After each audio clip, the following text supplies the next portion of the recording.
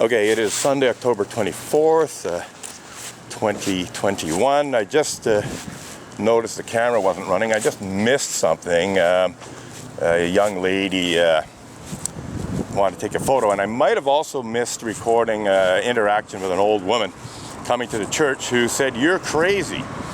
And this does happen. I do get Unitarian Universalists saying I'm crazy for protesting against Unitarian Universalist clergy abuse, etc., outside the Unitarian Church of Montreal. So my retort to that, which I wish I had been recorded, was, well, no, actually the Unitarian Universalists who accused me of blasphemous libel for blogging about Unitarian Universalist pedophiles and rapists are crazy, and the Unitarian Universalists who deny any sexual abuse in the Unitarian Universalist Church are crazy. That would include Sue Montgomery, by the way. I didn't say that to her, but it just occurs to me that that does include Sue Montgomery, because she has in fact said there's no sexual abuse in the Unitarian Universalist Church. So anyway, that was it. Would have liked to have had some video of that, but I have a feeling I missed it because I got distracted and didn't restart my camera after the half-hour clip ended. It's actually a half-hour clip split into two, but it does run continuously for half an hour with a hiccup in the middle, giving me two files to upload to YouTube. Anyway, it's regrettable. I don't get everything. Sometimes the camera malfunctions. In fact, I had to replace the camera I've been using for years because it just finally kind of died on me. It's not completely dead, but it's simply not reliable enough. It's stopped recording and also been difficult to start recording on occasion, so I just gave up and replaced it with exactly the same model of camera, which I actually had found very cheaply and sort of bought as a backup just in case. So today's the backup day, and this camera will hopefully serve me well for a while. I mean, I'd be happy if this protest came to an end, after the Unitarian Church of Montreal and the Unitarian Universalist Association responsibly addressed the serious injustices and abuses and hypocrisy that I'm protesting against, but they're extremely stubborn, unwilling to admit any wrongdoing, and so on and so forth. Okay, this is a person who does attend the church occasionally. So yeah, I actually, here we go, somebody coming through.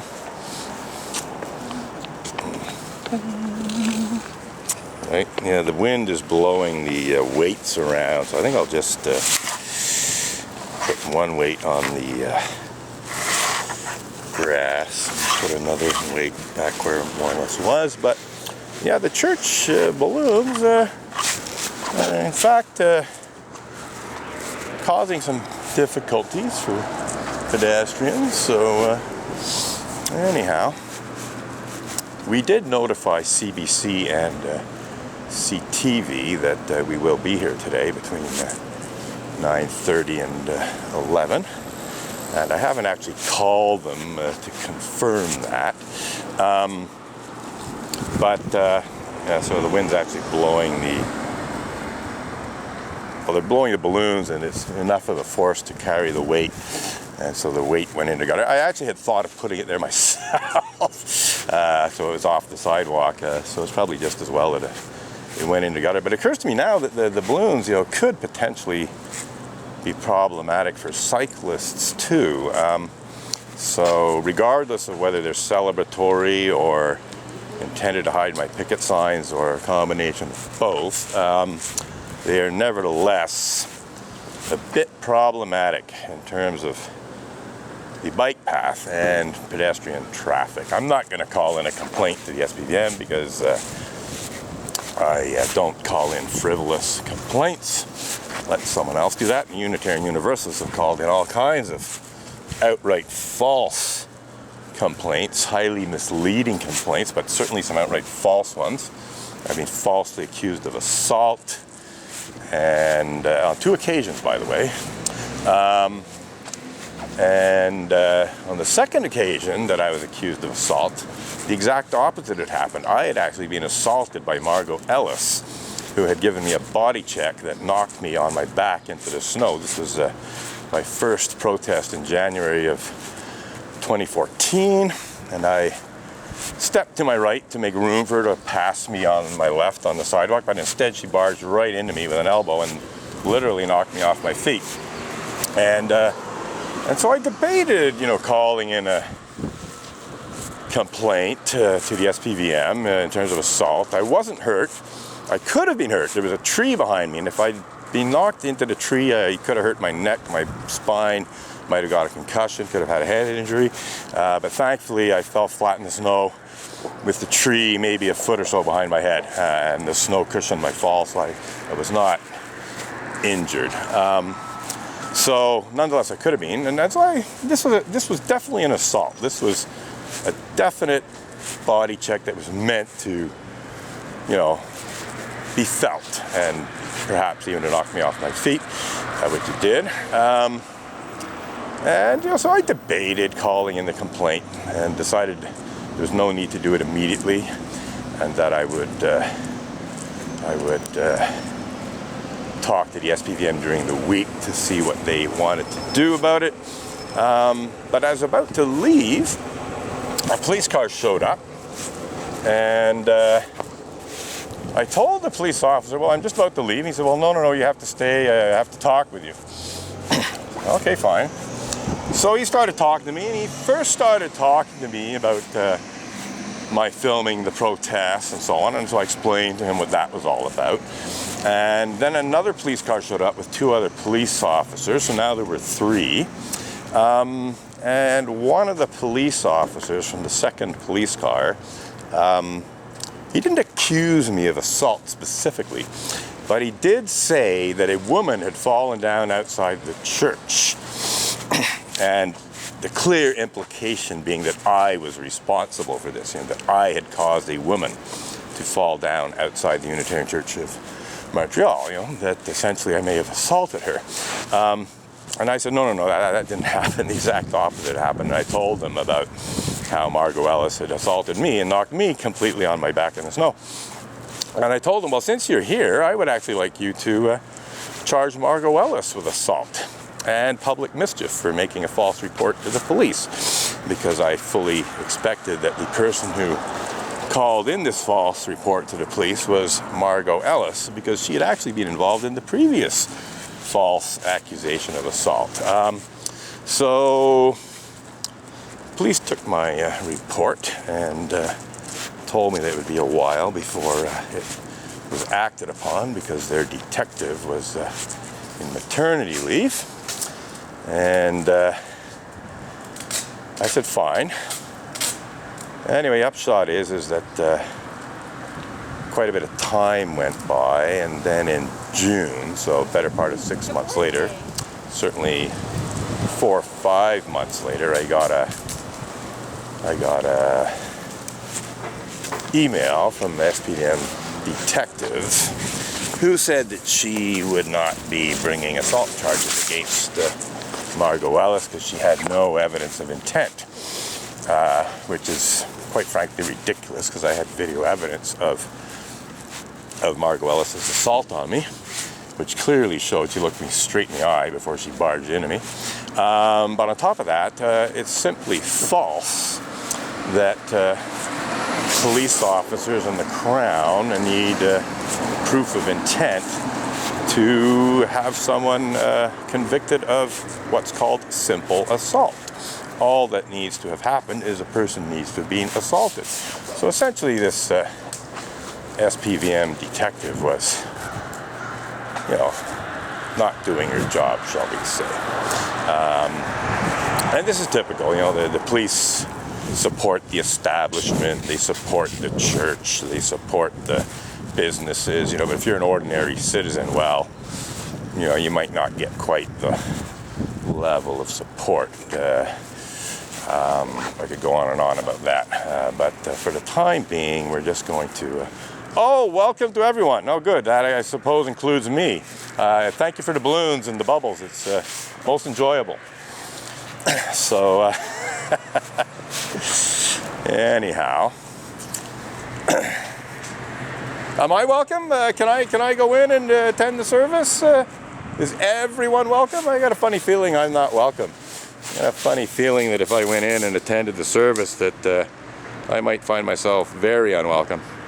So I guess your sign's false advertising, like a whole lot of other Unitarian Universalist propaganda.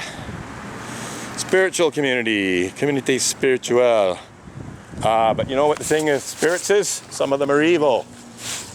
There's such a thing as evil spirits, evil people. So being spiritual doesn't necessarily mean you're good. Just had to make that point.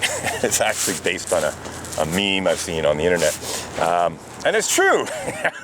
You know, like spiritual, you know, having a spirit doesn't necessarily mean good. I mean, it's usually taken that way.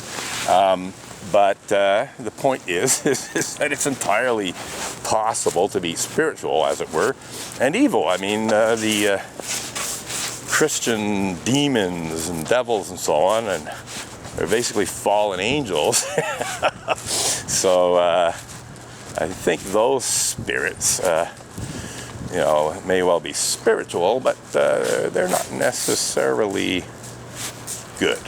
And unfortunately, there's a certain number of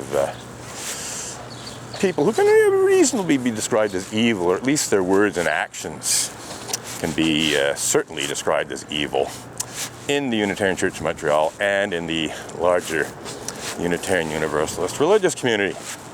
So anyhow, we'll just continue our little protest here. I should perhaps mention that SPVM police officers were called to the Unitarian Church of Montreal. No dogma. No dogma. Oh, we could talk about that. We could talk about no dogma. I'm going to have to take some photos of these signs they're putting up. No dogma.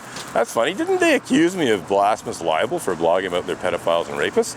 That suggests to me that they consider such despicable crimes as pedophilia and rape to be sacred and holy to Unitarian Universalism, at least when they're committed by Unitarian Universalist ministers. So that's a bit of dogma there. And one could argue that the 7 principles of Unitarian Universalism are a form of dogma, albeit a quite secular form of dogma with little mention of God in them. So let's have a look at this. Get a close-up of the sign. So no dogma, pas de dogma, spirituelle, communauté spirituelle, a bit of franglais there. Welcome to everyone except Rob and Edgar, who dared to complain about anti-religious intolerance and bigotry on the part of Reverend Ray Drennan and Frank Green and Val Bourdon and other intolerant and abusive atheist Montreal Unitarians, and as a result was kicked out of the church. And then when he started his protest against that clergy abuse and intolerance and bigotry, and the fact that pretty well the whole Unitarian Church of Montreal endorsed it, soon added the issue of sexual abuse to his protest because he was told by Reverend Deborah Pope Lance and other advocates for Unitarian Universalist victims of clergy sexual misconduct that essentially the Unitarian Universalist Association did a terrible job of providing justice for victims of clergy sexual misconduct, and that it had actually silenced many clergy sexual misconduct complainants with confidentiality agreements, which we now call non-disclosure agreements. Good day. Apparently they're welcoming me back with balloons. Oh, I'm enjoying, believe me, I'm having a lot of fun with this. Balloons and bubbles, although the bubbles don't seem to be working so well. Anyhow, we're having fun bursting bubbles this morning. Oh, and I see the woman is on her phone, probably phoning or texting the SPVM. So we'll stick around. As far as I'm concerned, I'm not doing anything illegal, certainly nothing criminal. But if she wants to, and it looks like she's actually texting. It may not be the SPVM, but it would be interesting if there's actually texts between Montreal Unitarians trying to suppress my protest and the SPVM. Those could be quite interesting if they exist, as would recordings of the phone calls. In any case, I actually would like to look at the file that the SPVM has, because it's going to be full of highly misleading accusations, and it will be very, very obvious that Montreal Unitarians have gone to considerable lengths to misuse the SPVM police force, to say nothing of the criminal justice system, to shut down this protest, which thankfully has been revived as a result of the fact that I was acquitted of the unjust breach of conditions conviction that Quebec court hanging judge Dennis Galeatis handed down a couple of years ago now. Took a couple of years, largely because of financial issues. If I'd had money to throw at lawyers, I might have been acquitted significantly earlier, maybe within a year. So basically being poor added a year to being unjustly prohibited from engaging in peaceful public protest outside the Unitarian Church of Montreal. But in any case, Superior Court Judge Myriam Lachance ruled that no, I had not breached conditions when I asked Montreal Mayor Valerie Plante and also Lionel Perez from Assemblée Montreal, opposition leader, for their opinion of Montreal Unitarian, Côte-des-Neiges, Notre-Dame-de-Grâce Mayor,